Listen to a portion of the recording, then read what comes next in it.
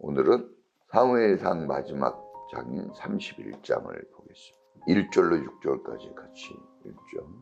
같이 읽습니다. 시작. 블레셋 사람이 이스라엘에 싸움을 걸어왔다. 이스라엘 사람들은 블레셋 사람 앞에서 도망하다가 길보아 산에서 죽임을 당하여 쓰러졌다.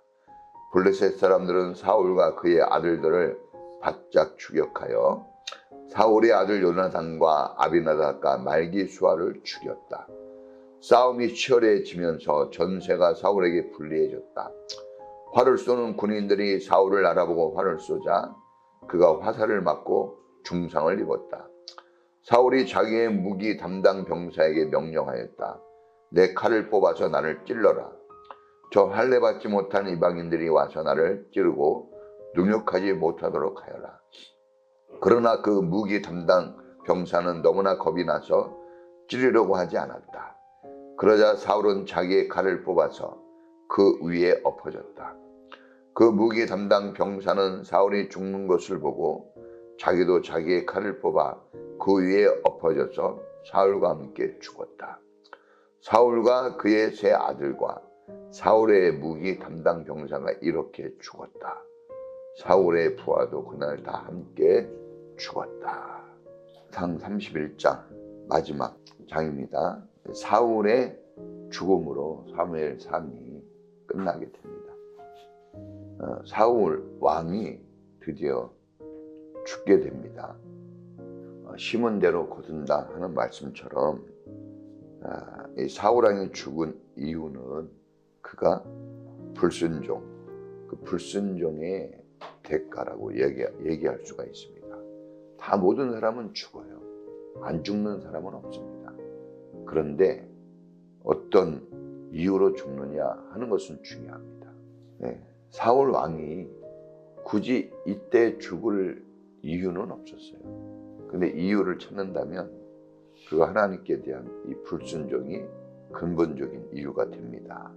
이 불순종이 커지니까 사람에 대한 두려움, 미움, 시기, 질투, 다툼 이런 잡스러운 죄악들이 불거져 나오게 됩니다.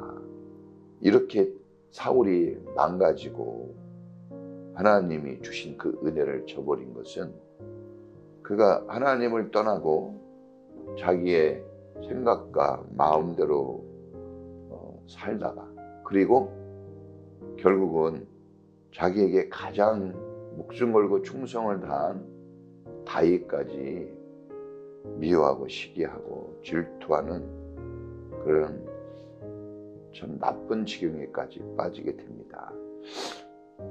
하나님은 심판자입니다. 왕의 권세를 가지고 최고의 부귀와 권력을 누려도 모든 피조물들은 심판자 앞에서 심판을 받게 됩니다. 그래서 왕이라 할지라도 하나님을 기준 삼아 하나님을 푯대 삼아 자기를 맞춰 사는 게 중요합니다. 하나님께서 다윗에 대해서는 이렇게 얘기했어요. 내 마음에 합한 자. 그래서 하나님 마음에 딱 맞으니까 하나님 마음에 맞은 자가 있거든요. 그러니까 다윗은 하나님께서 약속한 축복들을 누리게 하시고 사울은 하나님 마음에 맞추어 살지 않았습니다. 이 결과가 이렇게 크게 나타납니다. 자, 오늘 이 죽음에서 또 우리가 깨달을 수 있는 것, 첫째는 심은 대로 다 거두게 된다는 것. 불순종을 심으면 이렇게 큰 아픔과 슬픔을 거두게 됩니다. 두 번째는 영향력이에요. 영향력. 자, 사울이 잘못해서 죽었지만 오늘 보니까 사울의 아들들 다 죽습니다. 하루아침에. 그리고 수많은 병사들이 하루아침에 다 블레셋 군대의 칼날에 다 죽게 됩니다. 사울은 죄의 대가가 있어서 죽게 되었지만 그런데 우리가 아는 것과 같이 요나단 같은 아들은 사실 죄가 있다고 얘기하기 어렵습니다. 그러나 사울의 아들이 되어 사울과 함께하는 운명이 되니까 그가 거룩하고 깨끗한 마음을 가지고 살았지만, 그러나 이 아들도 아버지를 따라서 죽습니다. 부하들도 이 지도자를 따라 나섰다가 다 하루아침에 죽게 되어집니다. 우리 부모의 삶이 되게 중요합니다. 부모가 아이들을 잘 돌봐주고 하는 그런 게 절대적으로 필요하죠. 그런데 우리가 또 잊어서는 안 되는 건, 잘 먹고 잘 살게 우리가 뒷바라지 하는 것도 중요하지만 제일 중요한 것은 하나님 신앙을 자녀들에게 물려줄 수 있는 부모가 되는 게 제일 중요합니다. 자, 이 사울은 왕권을 가지고 이 아들들에게 먹고 싶은 거 다 먹게 해주고 입고 싶은 거 다 입게 해줍니다. 왕이 누려야 하는데 그 영광을 다 누리게 해줘요. 그럼에도 불구하고 끝이 비참합니다. 왜 그러냐? 부모로부터, 부모의 그 영향력 속에 살았기 때문에 그래요. 부모가 하나님과 끊어진, 하나님을 멀리하는 신앙, 이 신앙을 버린 그 부모와 함께 산 자녀들, 그런 지도자와 함께하는 부하들은 이렇게 처참한 말로를 맞이하게 됩니다. 그래서 우리가 이 자녀들, 또 우리가 지도자로서 나를 따르는 부하들이나 아니면 나를 따르는 제자들에게 신앙을 잘 보여주고 전수하는 게 제일 중요하다고 봅니다. 그래서 너무나 안타깝죠. 요나단은 아직도 많이 살아야 되고 이런 사람이 살아 있어야 되는데 아버지 때문에 죽어요. 그런데 또 이 요나단이 또 죽을 수밖에 없는 것은, 아버지의 씨앗을 하나님이 이 뿌리를 뽑거든요. 그럴 때 이 장가지들이 남아있으면 안 돼요. 그래서 한 시대가 저물 때 주님은 항상 이스라엘한테 다 이게 진멸하라고 명령하거든요. 남기지 말고. 그 이유는 작은 불씨 하나가 온 산을 태우듯이 남겨놓은, 인간적으로 생각했을 때 남겨놓은 그 불씨 하나가 미래의 어두운 상황들을 몰고 옵니다. 그래서 우리는 하나님이 남겨라 하면 남기지만 진멸하라 그러면은 완전한 진멸의 삶을 살아야 돼요. 특히 이제 회개할 때 우리가 주님 앞에 온전하게 회개하는 게 중요합니다. 그래서 선별적 회개 이런 게 있거든요. 내가 무섭고 두려운 것만 회개하고 내 이익이 될 것은 회개하지 않고, 그러면 안 되고 우리는 정말 성령의 기름 부으심으로 하나님이 회개케 할 때 완전한 회개를 함으로써 우리가 주님 앞에 깨끗한 그릇으로 다시 세워지는 은혜가 있어야 될 줄 믿습니다. 또 한 가지 더 우리가 배울 수 있는 것은, 아무리 상황이 어렵고 내가 죄악 가운데 정말 주님께 버림을 당했다고 여겨질지라도 우리는 그럼에도 불구하고 주님을 향한 마음을 포기하면 안 됩니다. 이 사울이 살 기회가 몇 번 있었어요. 전쟁이 이전에도 계속 일어났죠. 그런데 전쟁이 일어날 때마다 하나님을 찾지 않습니다. 찾는 신용은 해요. 그가 정말 하나님이 전쟁의 신으로서 이스라엘을 승리의 길로 이끄시는 하나님이다 라는 믿음을 가지기보다는 두렵고 무섭고 걱정이 되는 그런 상황에서 하나님을 찾습니다. 그러니까 하나님을 완전한 하나님으로 인정하기보다는 자기의 마음과 필요에 따라서 하나님을 찾은 거예요.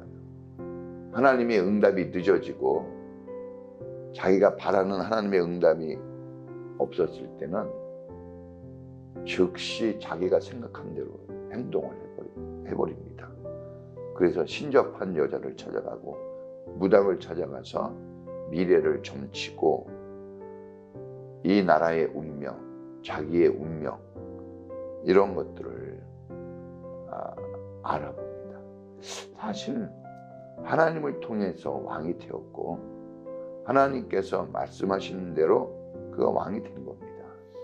그래서 하나님을 통해서 그의 미래를 알아보고 하나님이 나를 어떻게 이끄신가를 하나님께 여쭈어 보아야 하는데, 그는 하나님의 응답이 늦어질 때, 또 하나님께서 침묵하실 때 그런 자기의 생각과 행동을 그냥 여지없이 그렇게 해버립니다. 좀 더 참고 기다렸으면 하는 생각이 들어요. 조금 더 매달리는 모습이 있었으면 하는 아쉬움이 있어요. 우리 신앙생활이라는 것은 정말 간절해야 된다고 봅니다. 근데 사실 이 세상 살이도 간절하게 하고 정말 엄청난 에너지를 쏟아 부어가지고 살지 그냥 사는 건 별로 없습니다. 그러니까 하나님을 우리가 찾고 하나님을 구할 때에도 간절하게, 그래서 나를 간절히 찾는 자가 나를 만날 것이고 나를 사랑하는 자가 나의 사랑을 입게 될 것이다 라고 주님이 말씀하셨습니다. 찾고 구하고 두드리라 그랬어요. 그러니까 이것은 어떤 방법을 얘기하는 것도 맞지만 또 하나는 하나님을 찾고 구하는 삶을 중단하거나 포기하지 말라는 거예요. 그러니까 끝까지 우리가 하나님을 향해 나가는 게 중요합니다. 하나님의 응답이 늦어질 때가 많아요. 뭐 우리가 구하는 대로 그냥 여기 있다고 냅다 그렇게 주실 수는 없는 거 아닙니까? 그러니까 응답이 우리가 늦어지거나 하나님께서 침묵하는 그 시간 속에서 우리는 우리의 마음과 생각을 앞세우기보다는 끝까지 하나님을 향한 마음을 거두면 안 됩니다. 하나님을 통해서 승리가 있고 미래가 있는 거지, 하나님 없이 사울이 어떻게 존재합니까? 사울의 모든 것은 하나님으로 된 거예요. 그런데 막상 그가 그 자리에 올라가고 난 이후로는 하나님을 잊어버리게 되죠. 그래서 어떤 사람은 은혜를 기억하는 사람이 있고 어떤 사람은 은혜를 잊어버리는 사람도 있습니다. 하나님께 우리는 은혜를 잊어버리지 않게 하기 위해서 늘 기도하고 감사가 습관이 되어야 될 줄로 믿습니다. 그래서 이 주님은 진노 중에도 긍휼을 베푸시는 분이라고 그랬어요. 그러니까 이런 하나님의 말씀을 아는 게 되게 중요합니다. 분명히 죽을 죄를 지었고 분명히 이건 큰 환난을 당할 수밖에 없는 그런 여건 속에 있다 할지라도 우리가 주님을 찾고 주님을 향하여 우리의 마음을 열고 회개하고 은혜를 구하면 하나님께서는 진노 중에도 살 길을 열어주십니다. 성경에 보면은 이 솔로몬도 그렇게 잘못했지만 다윗을 생각해서 살려주는 거예요. 살려줍니다. 그래서 충분히 비참한 미래에서 벗어날 기회들이 있습니다. 그러니까 우리도 어려운 상황들이 있을 때 주님께 기도하고 간구하고 또 주님의 축복을 믿지만 갈등의 상황들이 많아요. 이거 하나님이 안 주시는 거 아닐까? 하나님이 응답을 안 하실 때 우리는 두렵고 떨리는 마음이 많습니다. 그러나 그럴 때 이 기다림도 은혜예요. 기다리는 은혜. 주님도 우리를 기다리시잖아요. 그런 것처럼 우리도 주님을 향하여 기다리는 마음이 필요합니다. 그래서 인생은 어떻게 보면 기다림이라고 합니다. 오래 기다려야 돼요. 자식이 클 때까지 기다리는 그 기다림, 변화되어서 돌아올 때까지의 기다림, 그런 기다림이 없이 어떻게 오래 참음이라는 게 있잖아요. 그게 없이 어떻게 열매가 나오겠습니까? 그래서 끝까지 견디시고 끝까지 견디는 자가 구원을 얻으리라 그랬습니다. 그래서 잘 참고 인내하시고 사울의 길이 아닌 하나님의 길로, 다윗의 길로 우리가 이렇게 나가는 신앙인이 되었으면 좋겠습니다. 오늘도 주님, 저는 의를 심고 하나님의 축복을 열매를 거두는 자가 되게 해달라고, 좋은 믿음의 부모가 되고 또한 끝까지 기도하고 하나님의 길을 걸을 수 있도록 해달라고 주여 한번 부르고 기도하겠습니다. 주여!